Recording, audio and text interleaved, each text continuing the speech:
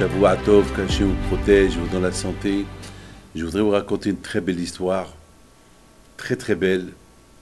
Elle s'est passée ici en Israël, à Tel Aviv, il y a à peu près 80 ans, ou un peu moins de 80 ans. C'était l'année peut-être que pendant la Deuxième Guerre mondiale, il y avait un couple de médecins qu'ils se sont sauvés de la Pologne, ou de la Russie, ou de l'Ukraine, je ne peux pas vous dire. Ils sont arrivés ici en Israël et ils se sont installés à Tel Aviv. À l'époque, Tel Aviv, il y avait des religieux, il y avait des non-religieux, il y avait de tout. C'était pas Tel Aviv d'aujourd'hui, c'était Tel Aviv de... D'ailleurs, jusqu'à maintenant, à Tel Aviv, on trouve des endroits où il y a des Hasidim. Ça veut dire, pour vous dire qu'à l'époque, les Hasidim, ils ont déménagé à Bnei Brak, mais à l'époque, il y avait de tout, ici à Tel Aviv. Donc, ce couple-là, ils étaient loin de la Torah, mais ils se sont installés à côté des religieux. Et au fur et à mesure qu'ils voient comment ces religieux allaient vivre, ils ont commencé à s'intéresser. Et à un moment donné, eux-mêmes, ils ont fait une grande échouva.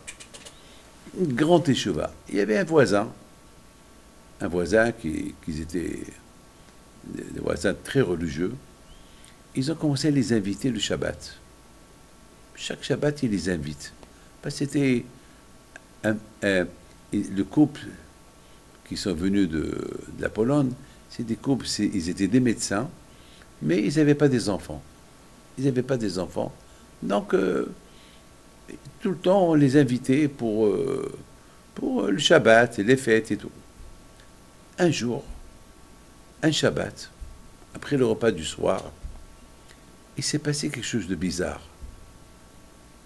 La femme religieuse, que tout le temps, que presque chaque Shabbat, elle invitait ce couple de médecins chez elle, elle va prendre un peu de l'air à la fenêtre, elle voit le couple qui vient de manger chez eux, enfin en général toujours ils mangent chez eux le Shabbat, ils voient qu'ils étaient là, ils ont pris un taxi.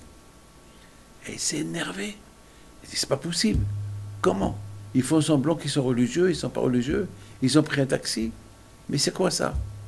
Elle va chez son mari. Ils nous ont eu ce couple-là, ces deux médecins, la femme et son mari, que chaque Shabbat, il vient, il profite de nous, il mange chez nous. Et certainement, ils viennent avec de l'argent. Ils font semblant, Zamak, soi-disant, qu'ils sont religieux, ils ne sont pas religieux. Et voilà, je les ai vus prendre un taxi. On ne va plus les inviter, c'est fini. Et à partir de là, ils ne les ont plus invités. Un mois plus tard, le médecin, la femme du médecin, elle appelle le couple religieux que tout le monde les invités, était froide avec elle. Elle ne voulait même pas parler avec elle. La pauvre était très vexée. Bon, elle a dit, bon, et à partir de là, jamais ils se sont parlé. Parce qu'elle a compris, le médecin et sa femme, ils ont compris qu'ils ne veulent plus les inviter. C'est fini. Ils n'ont pas compris pourquoi. Bon. Un jour, le couple religieux, ils ont entendu que le médecin il est mort. Alors la femme dit à son mari, mettons la religieuse dit à son mari, bon, la pauvre, sa femme, elle doit être seule maintenant, c'est une veuve.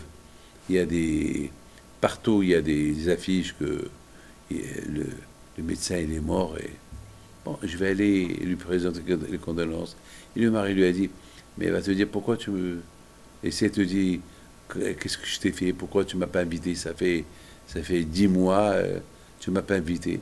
Alors, elle répond, je vais lui dire que j'ai pas admis que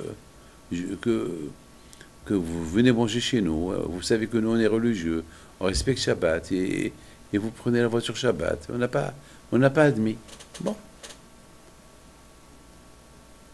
Elle vient, elle va à la maison, elle tape à la porte, elle voit quelques femmes, quelques voisines, qui étaient là, qui sont venues présenter condoléances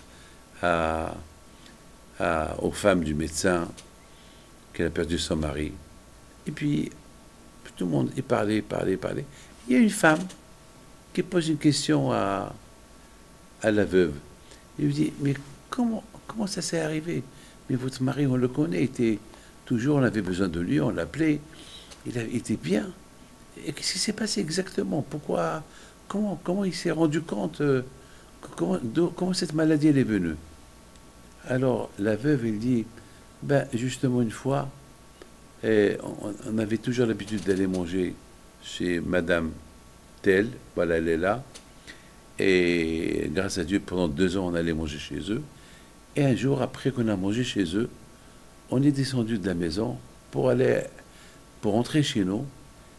Et là, mon mari se sentait très mal. Il me dit, je pense que c'est une crise cardiaque. Je pense que vite, prends-moi à l'hôpital. Je sais qu'avant que ce soit trop tard pour moi.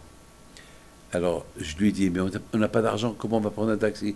Eh bien, on prend un taxi, après on le paye. Et tout de suite, ma femme, elle a appelé un taxi.